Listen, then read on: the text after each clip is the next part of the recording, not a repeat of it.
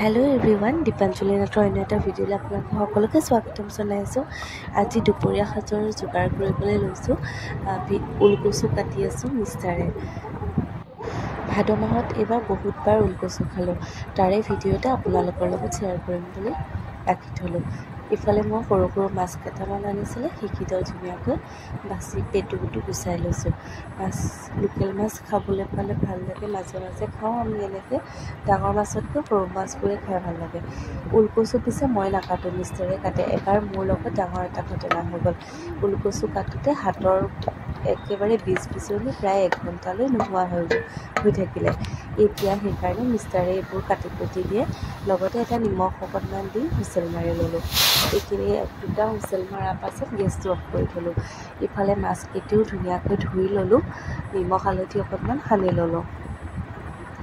সৰু মাছখিনি সানি ল'লোঁ আৰু ওলকচু বনাবৰ কাৰণে ডাঙৰ মাছ আনিছিলে। ডাঙৰ মাছখিনিও একে হাতেৰে নিমখ হালধি অকণমান সানি ল'লোঁ। এয়া বাতিটোত নিমখ হালধি অকণমান দি মাছ কেইপিচ ধুনীয়াকৈ সানি ল'লোঁ। আপোনালোকে ভাদ মাহত ওলকচু খোৱা নিয়ম আপোনালোকৰ ফালেও আছেনে? যদি আছে কমেণ্ট এটা কৰি জনাবচোন। মই আজি ওলকচুৰ লগত মাছটো কেনেকৈ বনাম তাৰে এটা চিম্পল ভিডিঅ' আপোনালোকৰ কাৰণে আগবঢ়াইছোঁ। ইফালে আলু কাটি আছোঁ, লগতে আৰু এইফালে দালি একাপ বহাই লৈছোঁ। মই ওলকচু যে বনাওঁ দালিৰ লগত বনাওঁ। মচুৰ দালি কেইটামান এক্সট্ৰাকৈ সিজাই লওঁ। কুকাৰত এটা হুইচেল মাৰি লওঁ। আপোনালোকে ইচ্ছা কৰিলে অকল ওলকচুৰেও বনাব পাৰে। মই কিন্তু দালি এমুঠিমান হুইচেল মাৰি লওঁ, সিজাই লওঁ। অকণমান নিমখ দি প্ৰেছাৰ কুকাৰত এটা হুইচেল মাৰিবলৈ মচুৰ দালিকেইটা ৰাখি দিলোঁ। ইফালে কেৰাহী এটা গৰম কৰি ঢেকীয়া কেইডালমান ভাজি ল'লোঁ। ঢেকীয়াকেইডাল কম কাৰণে এটা আলু কাটি দিলোঁ মিহি মিহিকৈ।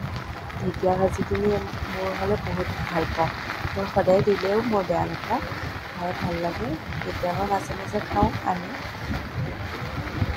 ইফালে ভাজিখিনি কাটা হৈ গ'ল। ভাজিখিনি অকণমান নিমখ হালধি দি জলকীয়া আৰু পিঁয়াজ দি ভালকৈ ভাজি লৈছোঁ। তেল অকণমান বেছিকৈ দিলে খাই বেছি ভালেই লাগে। ইফালে এখন কেৰাহী পাতি তেল গৰম হ'বলৈ দিছোঁ। তাতে সৰু সৰু মাছবোৰ যে ভাজিছিলোঁ, ধুনীয়াকৈ বাছি থৈছিলোঁ, সেইকেইটাও ধুনীয়াকৈ এটা এটাকৈ ফ্ৰাই কৰি আছোঁ। মানে এইটো ওলাত সিটো লাগিলে এনেকৈ এবাৰতে হৈ যায়। গুড়া ভাজি কৰিব পাৰে, কেইটামান ভাবিছিলোঁ কৰিম বুলি, কিন্তু নকৰিলোঁ। মাছকেইটা গোটা গুটি কৰি ৰাখিলোঁ। আমাৰ সোণায়ো খাই এনেকুৱা সৰু সৰু মাছবোৰ বৰ ভাল পায়। গুড়া কৰি দিলে কাঁইট হয় যে, সেইকাৰণে মই এইটো গোটা গুটি কৰি ভাজিলোঁ আজিকালি। আৰু ইফালে মোৰ দালিখিনিও ধুনীয়াকৈ বইল হৈ গ'ল। বাতি এটাত মই উলিয়াই লৈছোঁ কুকাৰৰ পৰা। ইফালে শাকৰ ভাজিখিনিও ধুনীয়াকৈ হৈ গ'ল।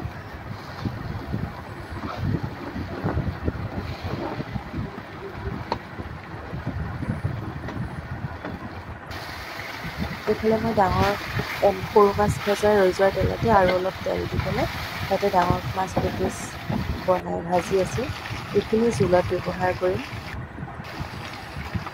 মাছটো ৰূপচন্দা মাছে আছিল নেকি, মোৰ ইমান বিশেষ মনত নাই। ভিডিঅ'টো পিছে আজিৰ নহয়, কালিৰহে আছিলে।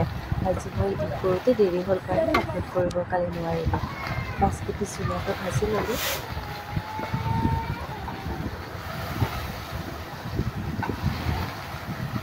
আপোনালোকে ওলকচু আগতে আমাৰ মাহঁতে ঔটেঙাৰ লগতো খায়। মই পিছে বনায়ো পোৱা নাই, খায়ো পোৱা নাই। সেইকাৰণে মই যেতিয়াৰ পৰা ওলকচু বনাবলৈ শিকিছোঁ, মই মছলা ব্যৱহাৰ কৰি এনেকৈ বনাবলৈ শিকিছোঁ। খাই পিছে মোৰ বহুতেই ভাল লাগে। কোনোবাটো কচু অকণমান খজুৱাই, কোনোবাটো কচু নখজুৱাই। সেইকাৰণে বজাৰৰ পৰা কচু অনাৰ পিছতে মই 2 দিন ভালকৈ ৰ'দত শুকুৱাই লওঁ আৰু অলপ ডাঠকৈ কাটি বাকলিটো পেলাই দিওঁ আৰু পানীখিনিও মই পেলাই দিওঁ, আৰু তাৰপাছত খজুৱাৰ চান্স একেবাৰে নাথাকে। ইফালে মই পিঁয়াজ, পাঁচফোৰণ, জলকীয়া অকণমান, আদা নহৰু থেতালি ল'লোঁ। এইখিনি ধুনীয়াকৈ দি তেল মাৰি ল'লোঁ। একেবাৰে চিম্পুল হয়, আপোনালোকেও চাগে খায়। এতিয়া মই এইখিনি আদা নহৰু কেঁচা গোন্ধ যোৱাৰ পাছতে জিৰা গুড়ি, ধনিয়া গুড়ি অকণমান দিছোঁ আৰু অকণমান জালুকৰ গুড়ি ব্যৱহাৰ কৰিম। এতিয়া মই এইখিনি ভাজা হৈ গ'ল, তেলটোও ছেপাৰেট হৈ গ'ল। এতিয়া মই সিজাই লোৱা ওলকচুখিনি তাতে দি দিম। ওলকচুখিনি আপোনালোকে পানীত মোহাৰি দি দিব পাৰে। তাৰপিছত অকণমান এনেকৈ ভাজি লৈ বনাই খালে বেছি ভাল পাওঁ। অকণমান মই প্ৰথমতে তেলতে ওলকচুখিনি ভাজি লওঁ। ধুনীয়াকৈ সিজি যায়। 2টা হুইচেল মাৰিলে ওলকচুখিনি একেবাৰে ধুনীয়াকৈ সিজি যায়। এইখিনি অকণমান ভালকৈ ভাজি ল'লোঁ। প্ৰয়োজন হ'লে নিমখ দি দিব, জিৰা আৰু ধনিয়া জালুক দিলেই হয়। বৰ বেছি মছলা নালাগে, অকণমান জ্বলা নিচিনাকৈ খালে খাই বেছি সোৱাদ লগা হয়। আৰু লগতে বইল কৰি যে থৈছিলোঁ দালিখিনি তাৰ ওপৰতে বাকি দিছোঁ। ইচ্ছা কৰিলে আপোনালোকে ডাঠ কৰিবৰ কাৰণে এনেকৈও ৰাখিব পাৰে, নহ'লে অকণমান পানী ব্যৱহাৰ কৰিব পাৰে। আৰু এতিয়া কচুখিনি হেতাৰে অকণমান থেতালি ভাঙি দিছোঁ আৰু এটা উতল হোৱাৰ পাছতে 1 চামুচ খাৰ দিছোঁ, মানে এহেতা জোখ কৰি খাৰটো দিব। খাৰটোৰ জোখটো আনমিল হ'লে তৰকাৰীখন ভাল নহয়। আৰু লগতে পিচ মাছখিনি মই দি দিছোঁ ইয়াতে। এতিয়া মই ভাতৰ থালিখন ৰেডি কৰি লওঁ বলক। মাছটো উতল অহাৰ পাছতে মই গেছটো অফ কৰি দিছোঁ। মোৰ মাছৰ জোলখন একেবাৰে ৰেডি হৈ গ'ল।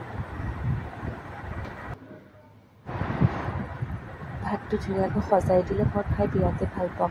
মই মোৰ কাৰণে ধুনীয়াকৈ ভাতখন বাঢ়ি লওঁ। যিয়ে নবনাওক ধুনীয়াকৈ সজাই পৰাই খালে খাবলৈও বৰ সোৱাদ লগাই হয়। তাতে কষ্ট কৰি ইমান গৰমত বনাইছোঁ। ধুনীয়াকৈ সজাই লৈছোঁ মাছ আৰু ঢেকীয়া শাকৰ ভাজি, লগতে আৰু ওলকচু মাছৰ জোলখন। আপোনালোকে এইবাৰ ভাদ মাহত ওলকচু খালেনে নাই জনাবলৈ নাপাহৰিব। আৰু যদি ভিডিঅ'টো ভাল লাগিলে লাইক কমেণ্ট শ্বেয়াৰ কৰিব। আজিলৈ ইমানেই। নেক্সট ব্লগত আকৌ লগ পাম। বাই।